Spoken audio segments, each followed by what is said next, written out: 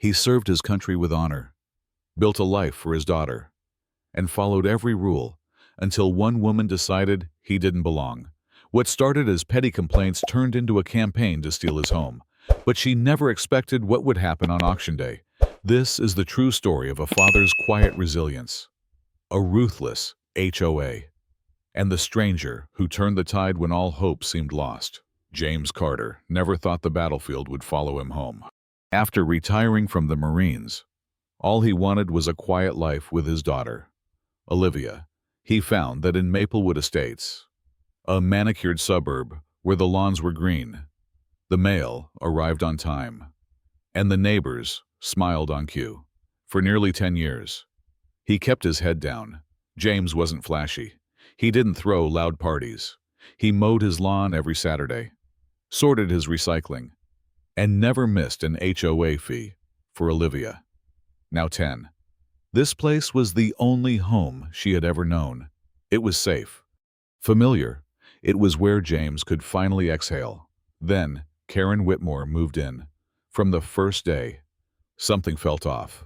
She introduced herself with a tight-lipped smile and eyes that scanned James's house like she was inspecting it for code violations. "You live here?" she asked, with a tone that didn't match the question. James didn't flinch. He'd been judged before. Karen didn't attack head-on. She preferred the slow drip of passive aggression.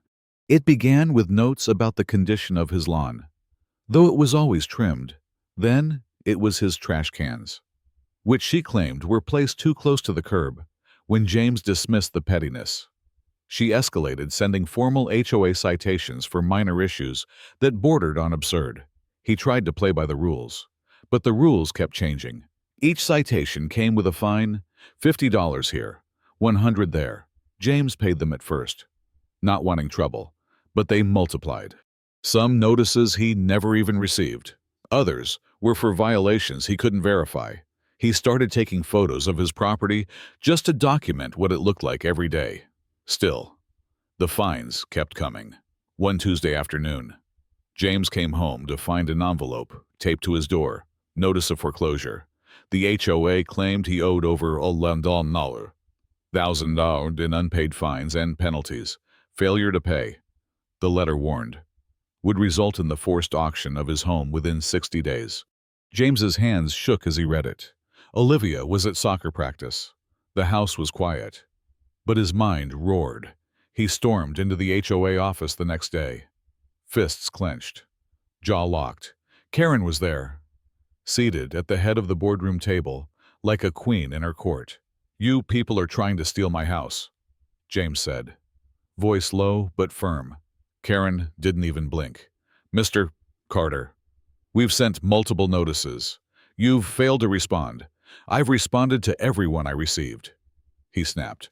"You're fabricating this." She leaned back, folding her arms.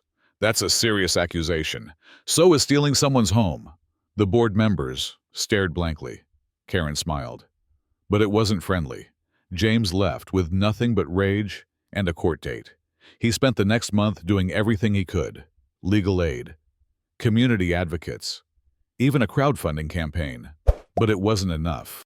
The HOA had airtight contracts, corporate lawyers, and Karen, who seemed to delight in watching him drown in paperwork and debt. Rumor had it she was already in talks to sell the property to a friend of hers. She called it cleaning up the neighborhood.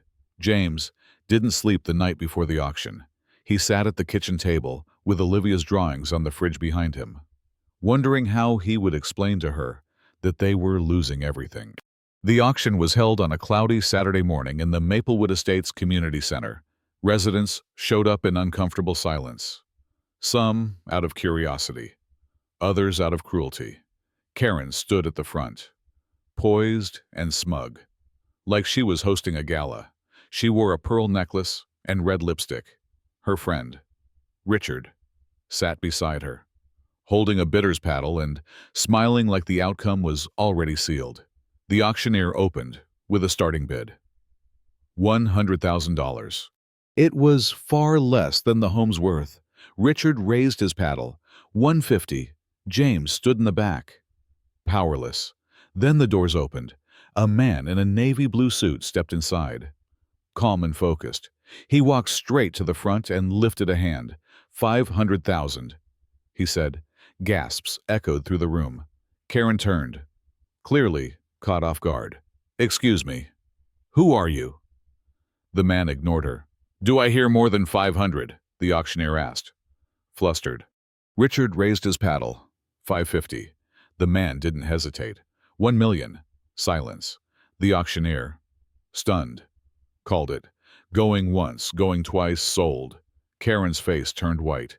Richard stared at the floor. James didn't move. The man turned and walked directly to him. "Mr. Carter," he said, extending a hand. "I'm Marcus Reed. I'm an attorney specializing in housing discrimination and real estate fraud. I've been monitoring your case for some time." James shook his hand, still in disbelief. "I purchased this property on your behalf." Marcus continued, free and clear. "No mortgage, no HOA ties. You and your daughter won't be going anywhere." James's mouth parted, but no words came out. Marcus wasn't done. "I have evidence," he said calmly. "Emails between Karen and board members detailing plans to push you out. Forged violation notices. Tampered records. Testimonies from former board members who left in protest." Karen shouted from across the room, "This is insane!" "He's lying." Two uniformed officers entered. Karen Whitmore, one asked, "You're under arrest for fraud, harassment, and criminal misconduct involving HOA funds." Karen tried to run her mouth, but they read her rights over her protests and cuffed her as she was escorted out. The crowd parted like the Red Sea. No one defended her. No one looked her in the eye. James stood there, still trying to process what had happened. The storm he had weathered for months had passed not with a fight, but with the truth finally brought to light. Over the next few weeks, Maplewood Estates changed. The HOA board dissolved. A third-party audit was ordered.